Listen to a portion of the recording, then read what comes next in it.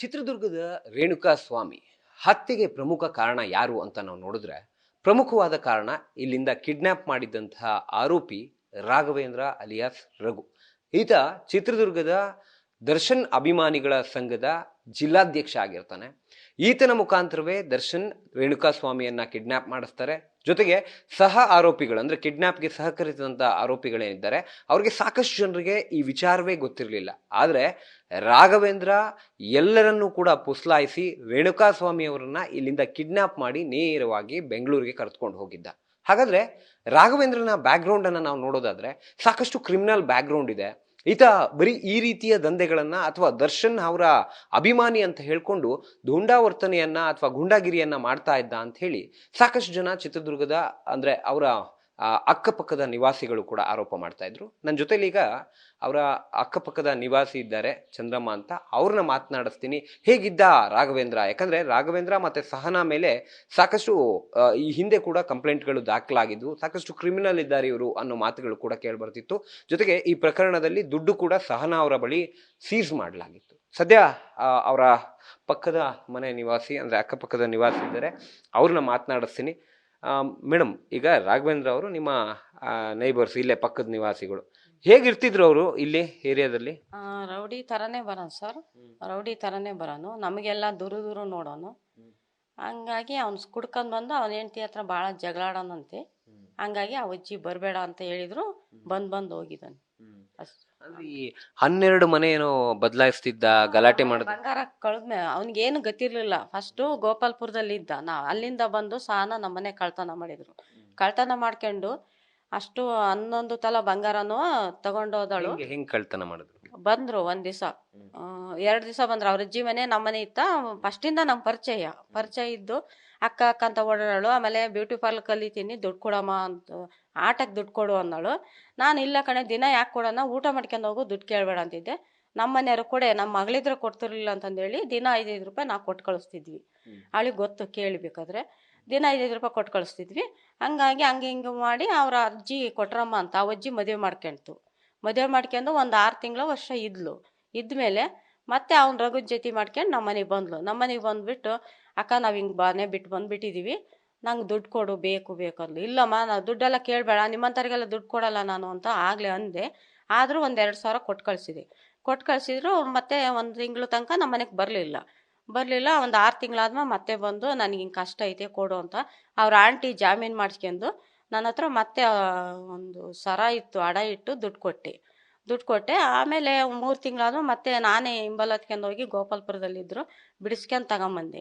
ಅವ್ರ ಆಂಟಿ ಜಾಮೀನು ಇರೋತ್ತಿಗೆ ನನಗೆ ಆ ಸರ ಬಂದಮೇಲೆ ಮತ್ತೆ 6 ತಿಂಗಳು ನಮ್ಮ ಮನೆ ಕಡೆ ಬರಲಿಲ್ಲ.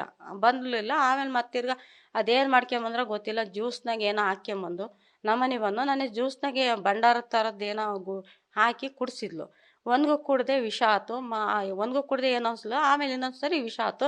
ಏನಮ್ಮ ಇಂಥದ್ದು ವಿಷ ಐತೆ, ನೀವು ಕುಡಿತಿದ್ದೀರಾ ಅಂತಂದು ಕೊಟ್ಟೆ. ಆಮೇಲೆ ಅದನ್ನೇನು ಮಾಡ್ತೀಯ, ಅವಳು ತಗೊಂಡೋಗಿ ಚೆಲ್ಲಿದ್ಲು ಅಷ್ಟೇ. ನಾನು ಸುಮ್ಮನೆ ಕೂತ್ಕೊಂಡು ಹೊರಕ್ಕೆ ಹೋದೆ. ಹೊರಗೋಗಿ ನಿಂತ್ಕೊಂಡೆ. ಆ ಹುಡುಗನ ಅವ್ರ ತಮ್ಮನ ಕರ್ಕೊಂಬಂದು ಬಾಗಿಲೇ ನಿಲ್ಲಿಸಿದಾಳೆ. ಅವಳು ರೂಮಲ್ಲಿ ಹೋಗಿ ಬಟ್ಟೆ ಯಾಕೆ ತೋರಿಸೋ ಅಂತ ಅಂದ್ಲು. ಬೀಗ ಒಳಗಿದ್ದ ಬೀಗ ತಗೊಂಬಂದು ಡಬ್ಬೆಗಳು ತಗೊಂಬಂದು ಬೀಗ ತೆಗೆದು ಆ ಬಟ್ಟೆ ತಂದಿರೋ ಸೀರೆ ತೋರಿಸಿದೆ. ಅದು ಗುಲಾಬಿದು ತೋರಿಸಿದೆ. ಅವಳು ಬಟ್ಟೆ ನೋಡಲಿಲ್ಲ. ಅವಳು ಬೀರಿನ ಬೀಗ ಹಾಕ್ತಾಳೋ ಇಲ್ಲ ಅಂತ ನನ್ನ ಬೀರಿನ ಕಡೆನೇ ನೋಡ್ತಾ ಇದ್ಲು. ಆ ಬೀರಿನ ಬೀಗ ಹಂಗೆ ಸಿಗಿಸ್ದೆ. ನಾನು ಹೊರಗಡೆ ಹೋಗ್ಬಿಟ್ಟೆ. ನನಗೆ ಅಷ್ಟು ಮಂಕಾಗ್ಬಿಡ್ತು, ಬುದ್ಧಿ ಎಲ್ಲ ಚಾಲ್ತಿ ಇರಲಿಲ್ಲ ಒಟ್ಟಿಗೆ. ಸುಮ್ಮನೆ ಹೊರಕ್ಕೆ ಹೋದೆ. ಅವಳು ತಗೊಂಬಂದು ಹಿಂಗೆ ಸಣ್ಣ ಪರ್ಸ್ ತಂದಿದ್ಲು. ಅದು ನೇರಳೆ ಕಲರು. ಆ ಪರ್ಸ್ನೊಳಗೆ ಇಟ್ಕೊಂಡು ಸುಮ್ಮನೆ ಕೂತಿದ್ಲು. ಬ್ಯೂಟಿ ಪಾರ್ಲರ್ ಮಾಡ್ತಿದ್ಲಲ್ಲ, ಮತ್ತು ಐಬ್ರೋ ಮಾಡೋಕ್ಕೆ ಬಾರೆ, ನಮ್ಮ ಜ್ಯೋತಿ ಬರ್ತಾಳೆ ಅಂತ ಅಂದೆ. ಆಯಿತು ಅಂತಂದೇಳಿ ಬರ್ತೀನಿ ಅಂತ ಹೋದಳು.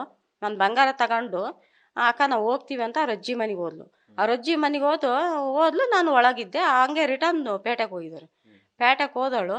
ಆಮೇಲೆ ನನಗೆ ಅವತ್ತು ಬೀರ್ ನೋಡಲಿಲ್ಲ. ತಿರ್ಗಾ ಇನ್ನೊಂದು ದಿವಸ ಬಿಟ್ಟು ಅವತ್ತು ನೋಡಲಿಲ್ಲ. ಇನ್ನೊಂದು ದಿವಸ ಮಂಗಳವಾರ ಬಂದಳು. ಬುಧವಾರ ನೋಡಲಿಲ್ಲ, ಗುರುವಾರ ನೋಡಿದೆ. ಫಂಕ್ಷನ್ ಇತ್ತು, ಬಂಗಾರ ತಗೊಂಡು ಬಳೆನೂ ಸರ ಹಾಕ್ಯಣತ್ ನೋಡಿದ್ರೆ ಆ ಡಬ್ಬಿ ಒಂದೇ ಖಾಲಿ ಇತ್ತು. ಆಮೇಲೆ ನಮ್ಮ ಮನೆಯವ್ರು ಬಂದರು, ಊಟಕ್ಕೆ ಬಂದರು 2 ಗಂಟೆಗೆ. ಅವಾಗ ನೋಡ್ರಿ ಬಂಗಾರ ಎಲ್ಲ ಹಗ್ಲೆಲ್ಲ ಹೋಗ್ತಾಳೆ, ನಿನ್ಗೇನೋ ಮಾಡ್ತೀನಿ ಅಂತಂದೇಳಿ ಬಚ್ಚಿಕ್ಕಿದೇನ್ರಿ ಅಂತ ಕೇಳಿದೆ. ಇಲ್ಲವ ನಾನು ನಿನ್ನ ಯಾವತ್ತಾರ ನಾನು ದುಡ್ಡಾಗಲಿ ಬಂಗಾರ ಆಗಲಿ ಮುಚ್ಚಿನವ ಅಂತ ನಮ್ಮರ ಅಳಕ್ಕೆ ಹಚ್ಚಿಬಿಟ್ರು. ಅಳಕ್ಕೆ ಹತ್ತಿ ಅವ್ನ ಪಕ್ಕದ ಮನೆಗೆ ಅವರು ಆಚೆಯವರು ಬಡಗಿ ಕೆಲಸ ಮಾಡ್ತಿದ್ರು, ಅವ್ರನ್ನೋ ಕೇಳಿದ್ರು. 3 ತಡ ನಮ್ಮ ಮನೆಗೆ ಯಾರು ಬಂದಿದ್ರೆ ಹಿಂಗೆ ಒಡವೆ ಎಲ್ಲ ತಗೊಂಡೋಯ್ದಾರೆ ಅಂದರು. ಅಣ್ಣ ಅವ್ನ ಕಣಣ್ಣ 3 ದಿವಸನೂ ಸಾನ ಬಂದಿದ್ಲು, ಸಾನ ಹುಡುಗ ಮನು ಬಂದಿದ್ರು, ಓಡಾಡ್ತಿದ್ರು. ಅವಾಗ ಕೊಳ ಕರೀತು, ಬಿಡು ಇನ್ನೇನು ಅಕ್ಕಪಕ್ಕದವರು ಏನೋ ಮಾತಾಡ್ತಾರೆ, ನಾವು ಗೆಸ್ ಮಾಡಲಿಲ್ಲ ಅಣ್ಣ ಅಂತಂದರು. ಹಂಗಂದಕ್ಕೆ ಅವಳೊಂದು ಫೋನ್ ನಂಬರ್ ಕೊಟ್ಟಿದ್ಲು. ಫೋನ್ ಸಾನ ಹಿಂಗೆ ನಮ್ಮ ಮನೆಗೆ ಆಗಿತ್ತು ಕಣ, ಫೋನ್ ಬೇಗ ಎತ್ತಿದ್ಲು. ಸಾನ ಹಿಂಗೆ ಬೆಂಗಳೂರು ಹಿಂಗೆ ಬಂಗಾರ ಎಲ್ಲ ಹೋಗಿತ್ತಲ್ಲೇ, ಇನ್ನಿನ್ನು ನೋಡ್ದೇನೆ ಬೀರ್ ಕದ ತೆಗ್ದೊಂದೇ ಗೊತ್ಕಣೆ, ಅದು ಹಂಗೆ ಐತೆ ಬೀರಿನ ಕದ ತೆಗ್ದಿಲ್ಲ. ಇಲ್ಲಕ್ಕ ನಾವು ಬೆಂಗಳೂರಾಗ ಅದೀವಿ ಅಂದ್ಲು. ನಾನು ಅವತ್ತು ಬಂದೋದಾಳು ನಾವು ಬೆಂಗಳೂರಾಗ ಅದೀವಿ ಅಂದ್ಲು. ಆಯಿತು ಬಾರವ ಅಂತಂದು, ಬಾ ನೋಡೋಣ ಕೇಳೋಣ ಅಂದೆ. ಆಮಾಗೆ ಬೆಂಗಳೂರಾಗ ಅದೀನಿ ಅಂದಳು.